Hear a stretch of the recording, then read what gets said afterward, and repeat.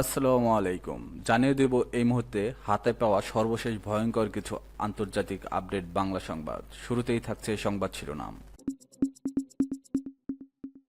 শুরুতেই জানিয়ে দেব পারমাণবিক স্থাপনায় হামলা নিয়ে যুক্তরাষ্ট্রকে ইরানের হুঁশিয়ারি। জানিয়ে দেব অবশেষে গাজায় প্রবেশ করছে ত্রাণবাহী ট্রাক। এরপর রয়েছে তুরস্কে ফের ধরপাকড়াও, ৬৫ সেনা ও পুলিশ কর্মকর্তা গ্রেপ্তার। সর্বশেষ থাকছে ব্রিটেন, কানাডা ও ফ্রান্সের বিরুদ্ধে হামাসের পক্ষ নেয়ার অভিযোগ নেতানিয়াহুর। এখন শুনছিলেন সংবাদ শিরোনাম, এবার বিস্তারিত। প্রিয় দর্শক, আপনি যদি এই চ্যানেলে নতুন হয়ে থাকেন, ভিডিওটি দেখতে দেখতে চ্যানেলটি সাবস্ক্রাইব করে আমাদের সাথেই থাকুন। পারমাণবিক স্থাপনায় হামলা নিয়ে যুক্তরাষ্ট্রকে ইরানের হুঁশিয়ারি। পারমাণবিক স্থাপনায় হামলা নিয়ে যুক্তরাষ্ট্রকে কড়া হুঁশিয়ারি দিয়েছে ইরান। দেশটি জানিয়েছে, ইসরায়েল যদি ইরানের পারমাণবিক স্থাপনাগুলোতে হামলা চালায় তবে তার জন্য যুক্তরাষ্ট্রকে দায়ী করা হবে। শুক্রবার 23 মে আল জাজিরা এক প্রতিবেদনে তথ্য জানানো হয়েছে। ইরানের পররাষ্ট্রমন্ত্রী আব্বাস আরাকচি সতর্ক করে বলেছেন, ইসরায়েল যদি ইরানের পারমাণবিক স্থাপনাগুলোতে হামলা চালায় তবে তার জন্য যুক্তরাষ্ট্রকে দায়ী করা হবে। সিএনএনের এক প্রতিবেদনে বলা হয়েছে, ইসরায়েল এ ধরনের হামলার প্রস্তুতি নিচ্ছে বলে গোয়েন্দা তথ্য পাওয়া গেছে। ইরান এবং যুক্তরাষ্ট্র আজ পঞ্চম দফায় পারমাণবিক আলোচনায় বসতে যাচ্ছে। এই আলোচনার মূল বিষয় ইরানের ইউরেনিয়াম সমৃদ্ধকরণ নিয়ে গভীর মতপার্থক্য, যা ওয়াশিংটনের মতে পারমাণবিক অস্ত্র তৈরির দিকে নিয়ে যেতে পারে। তবে তেহরান বারবারই পারমাণবিক অস্ত্র তৈরির অভিপ্রায় অস্বীকার করে আসছে এবং জোর দিয়ে বলছে যে তাদের পারমাণবিক কর্মসূচি শুধু বেসামরিক উদ্দেশ্যে। ইরানের পররাষ্ট্রমন্ত্রী আব্বাস আরাকচি জাতিসংঘের মহাসচিব আন্তোনিও গুতারেসের কাছে লেখা এক চিঠিতে বলেন, ইসরায়েলের যে কোনো দুঃসাহসিকতার বিরুদ্ধে ইরান কঠোর সতর্কবার্তা জারি করছে এবং এই শাসনের যে কোনো হুমকি বা বেআইনি কাজের বিরুদ্ধে দৃঢ়ভাবে জবাব দিবে। তিনি আরও বলেন, আমি আন্তর্জাতিক সম্প্রদায়ের প্রতি আহ্বান জানাচ্ছি, ইসরায়েলের হুমকি ব্যাহত থাকলে প্রতিরোধ কার্যকর ব্যবস্থা নিতে, যা না হলে ইরানের তার পারমাণবিক স্থাপনা ও উপকরণ রক্ষায় বিশেষ পদক্ষেপ নিতে বাধ্য করবে। আরাকচি জানিয়েছেন, এ ধরনের কোনো হামলায় তেহরান যুক্তরাষ্ট্রকে অংশগ্রহণকারী হিসেবে বিবেচনা করবে। তিনি বলেন, আমাদের পদক্ষেপের ধরন, বিষয়বস্তু এবং পরিধি আন্তর্জাতিক সংস্থাগুলোর দায়িত্ব ও বাধ্যবাধকতা অনুযায়ী গৃহীত প্রতিরোধমূলক ব্যবস্থার সঙ্গে সামঞ্জস্যপূর্ণ ও সমানুপাতিক হবে। মঙ্গলবার সিএনএনের এক প্রতিবেদনে বলা হয়, যুক্তরাষ্ট্রের নতুন গোয়েন্দা তথ্য ইঙ্গিত পাওয়া গেছে যে ইসরায়েল ইরানের পারমাণবিক স্থাপনা হামলায় প্রস্তুতি নিচ্ছে। ইসরায়েলি প্রধানমন্ত্রী বেনিয়ামিন নেতানিয়াহু সহ কর্মকর্তারা বারবার ইরানের পারমাণবিক স্থাপনায় হামলার হুমকি দিয়ে আসছেন, যাতে ইরান পারমাণবিক অস্ত্র অর্জন করতে না পারে। শুক্রবার রোমে যুক্তরাষ্ট্র ও ইরানের মধ্যে পরোক্ষ আলোচনায় পঞ্চম দফা অনুষ্ঠিত হবে, যেখানে তেহরান ইউরেনিয়াম সমৃদ্ধকরণ সীমিত বা বন্ধ করার বিনিময়ে অর্থনৈতিক নিষেধাজ্ঞা তুলে নেওয়ার সম্ভাব্য চুক্তি নিয়ে আলোচনা হবে। ইসরায়েল বারবারই এই ধরনের চুক্তির বিরোধিতা করে আসছে। এদিকে ইরানের ইসলামিক রেভলিউশনারি গার্ড কর্পস সতর্ক করে বলেছে, ইসরায়েল যদি ইরানে হামলা চালায় তবে তারা ধ্বংসাত্মক ও দৃঢ় জবাব দেবে। তাই আরজেসির মুখপাত্র আলী মোহাম্মদ নাইনি রাষ্ট্রীয় গণমাধ্যমে বলেন, তারা যুদ্ধের ভয় দেখিয়ে আমাদের ভীত করার চেষ্টা করছে, কিন্তু তারা ভুল হিসাবে করছে।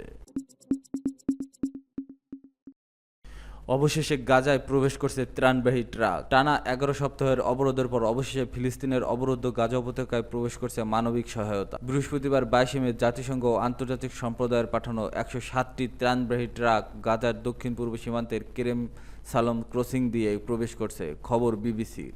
ইসরায়েলের সামরিক বাহিনীর অধীনস্থ সংস্থা কোগাট নিশ্চিত করেছে, এই ত্রাণগুলোর গাজার উদ্দেশ্যে পাঠানো হয়েছে। সংস্থাটি জানিয়েছে, আমরা গাজায় মানবিক সহায়তা পৌঁছে দিতে সহযোগিতা করছি, তবে আমরা নিশ্চিত করতে চাই এই ত্রাণ যেন কোনোভাবে হামাসের হাতে না পড়ে। ইসরায়েল বারবারই দাবি করে আসছে, হামাস তাদের দেওয়া ত্রাণ জব্দ করে এবং নিজেদের স্বার্থে ব্যবহার করে, তবে হামাস এই অভিযোগ অস্বীকার করছে। যদিও কেরেম সালম দিয়ে ত্রাণবাহী ট্রাক প্রবেশ করছে, তবে জাতিসংঘ এখনও নিশ্চিত করতে পারেনি যে এই ত্রাণ গাজার মানুষের হাতে পৌঁছবে কিনা। বিশ্ব খাদ্য সংস্থার কর্মকর্তা আতওয়ান রেনাল্ড বিবিসিকে বলেন, প্রতিদিন অন্তত 100টি ত্রাণবাহী ট্রাক প্রয়োজন শুধু খাদ্যের ন্যূনতম চাহিদা পূরণের জন্য। এই সরবরাহ একদিনের জন্য হলেও সহায়ক হবে, তবে সামগ্রিক চাহিদার তুলনায় এটি অত্যন্ত সামান্য। বিবিসির বর্ষিয়ান সংবাদদাতা জেরেমি বোয়েন মন্তব্য করেছেন, 20 লাখের বেশি গাজাবাসীর জন্য এই ত্রাণ মোট চাহিদার তুলনায় এক ফোঁটা পানির মতো। যুদ্ধ শুরুর আগে প্রতিদিন গাজায় প্রায় 500টি ট্রাক প্রবেশ করত, যেগুলোর মধ্যে খাদ্য, ঔষধ, শিশু খাদ্য ও চিকিৎসা সামগ্রী থাকত। বর্তমান জাতিসংঘ মনে করছে, এই সংকট মোকাবেলায় প্রতিদিন অন্তত 600টি ট্রাক দরকার।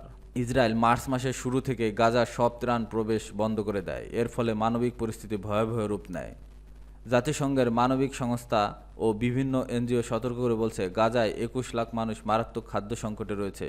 অনেক এলাকায় দুর্ভিক্ষ শুরু হয়ে গেছে বলেও আশঙ্কা করা হচ্ছে।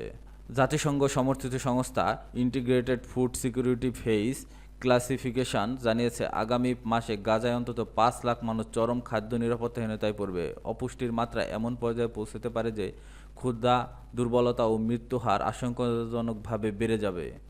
মানবাধিকার সংস্থাগুলো দ্রুত ও স্থায়ী মানবিক সহায়তায় প্রবল চালুর জন্য আন্তর্জাতিক সম্প্রদায়ের প্রতি আহ্বান জানিয়েছে। তারা বলছে, এককালীন ট্রাক প্রবেশ নয়, বরং ধারাবাহিক ও অব্যাহত সহায়তা ছাড়া এই সংকট নিরসন সম্ভব নয়। ফিলিস্তিনের অবরুদ্ধ গাজা উপত্যকায় মানুষ আজ শুধু একটি বেঁচে থাকার সুযোগ চায়। ত্রাণ প্রবেশের এই সামান্য অগ্রগতি হয়তো আশার আলো, তবে পুরো আলোর জন্য এখন অনেক পথ বাকি। তুরস্কে ফের ধরপাকড়াও, ৬৫ সেনা ও পুলিশ কর্মকর্তা গ্রেপ্তার। তুরস্কে বিতর্কিত ব্যক্তিত্ব ফেতুল্লাহ গুলেন সংশ্লিষ্টতার অভিযোগে ফের ধরপাকড়া শুরু হয়েছে। এর অংশ হিসেবে শুক্রবার সকালে ৬৫ জন সেনা ও পুলিশ কর্মকর্তাকে গ্রেপ্তার করা হয়েছে। গুলেনকে ২০১৬ সালের ব্যর্থ সেনা অভ্যুত্থানের মূল পরিকল্পনাকারী হিসেবে দায়ী করে আসছে আঙ্কারা। তুরস্কের রাষ্ট্রীয় বার্তা সংস্থা আনাদোলো জানায়, দেশটির সশস্ত্র বাহিনীর ৫৬ জন কর্মকর্তাকে গ্রেপ্তার করা হয়েছে এবং আরও ৭ জন পলাতক রয়েছে। অন্যদিকে হালক টিভি জানায়, ইস্তাম্বুল সহ বিভিন্ন জায়গা থেকে ৯ জন পুলিশ কর্মকর্তাকে গ্রেপ্তার করা হয়েছে।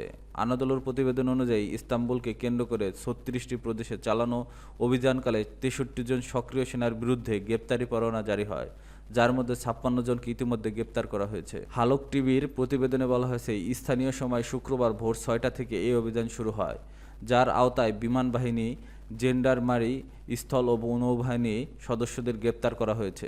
এই অভিযানের লক্ষ্য ছিল তথাকথিত এফইটিও, অর্থাৎ ফেতুল্লাহ সন্ত্রাসী সংগঠন।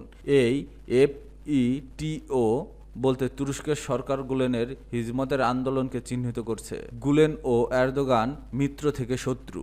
যুক্তরাষ্ট্রের স্বেচ্ছাসেবক নির্বাসনে থাকা ফেতুল্লাহ গুলেন একটি সময় প্রেসিডেন্ট রিসেপ তাইয়েপের এরদোগানের ঘনিষ্ঠ মিত্র ছিলেন, তবে পরে তাদের সেই সম্পর্ক চরম তিক্ততায় পৌঁছায় এবং গুলেনকে ২০১৬ সালের ব্যর্থ সেনা অভ্যুত্থানের মাস্টার মাইন্ড হিসেবে দায়ী করে তুর্কি সরকার। গুলেন ২০২৪ সালের অক্টোবরে যুক্তরাষ্ট্রে মৃত্যুবরণ করেন, যদিও তিনি জীবনভর অভ্যুত্থানে জড়িত থাকার অভিযোগ অস্বীকার করে গেছেন।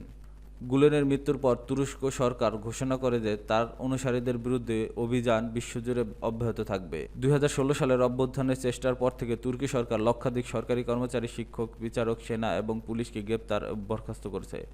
এরদোগান প্রশাসনের দাবি, এসব কর্মচারী গুলেনপন্থী ষড়যন্ত্র মুক্ত ছিলেন। তবে সমালোচকরা মনে করেন, এই অভিযান অনেকাংশে রাজনৈতিক উদ্দেশ্য প্রণোদিত এবং তুর্কি সরকারকে বিরোধী কণ্ঠে দমন করার হাতিয়ার হিসেবে ব্যবহৃত হচ্ছে। সর্বশেষ এই গ্রেপ্তার ঢেউ দেখা যায়, গুলেনের মৃত্যুর পরেও তাদের আন্দোলনের উপর তুর্কি সরকারের দমন নীতি কোনোভাবেই শিথিল হয়নি।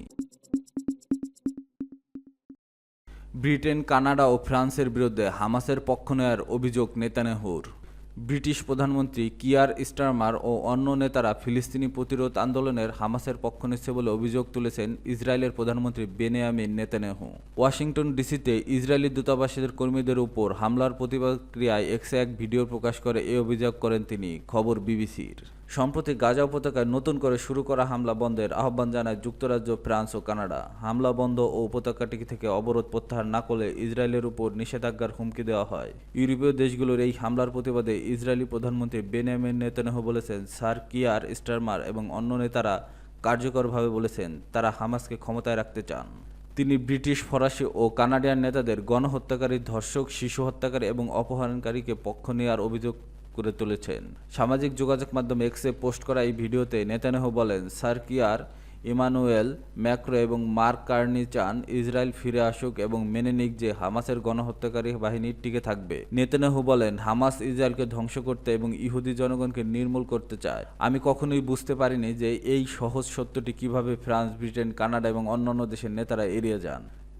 তিনি বলেন, আমি ম্যাক্রো, প্রধানমন্ত্রী কার্নি ও প্রধানমন্ত্রী স্টারমারকে বলছি, যখন গণহত্যাকারী, ধর্ষক, শিশু হত্যাকারী এবং অপহরণকারীরা আপনাকে ধন্যবাদ জানায়, তখন আপনি ন্যায় বিচারের ভুল দিকে আছেন, আপনারা মানবতার ভুল দিকে আছেন এবং ইতিহাস ভুলের দিকে আছেন।